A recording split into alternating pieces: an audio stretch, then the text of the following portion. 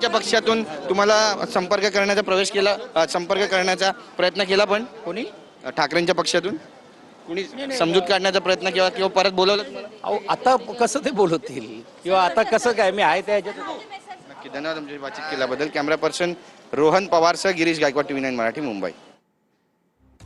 तर स्कोर बनवल्यानंतर दुसऱ्या खेळाडूला आणणार असं सचिन अहिर यांनी म्हटलेलं आहे. त्यांच्याशी आमच्या प्रतिनिधींनी बातचीत केलेली आहे.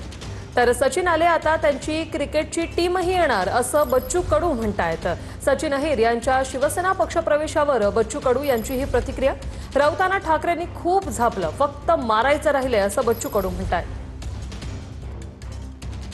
कसं आहे, आता सचिन अहिर जे आलेले आहे तर सचिन सोबत क्रिकेटची टीम पण येणार आहे आणि ते आता राऊत रोखू शकत नाही आणि हे सगळं राऊतावरच खापर फुटल्या जात आहे.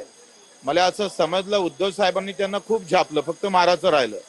का जे परिस्थिती आलेली आहे हे राऊतामुळेच आली आणि त्याच्यामुळे ते आता चौताळून काही पण बोलायला लागलेले, अशी अवस्था आहे. परळीतले सुनील शिंदे यांनी सांगितलंय की मी येणार नाहीये, अशा पद्धतीचं त्यांचं विधान आहे.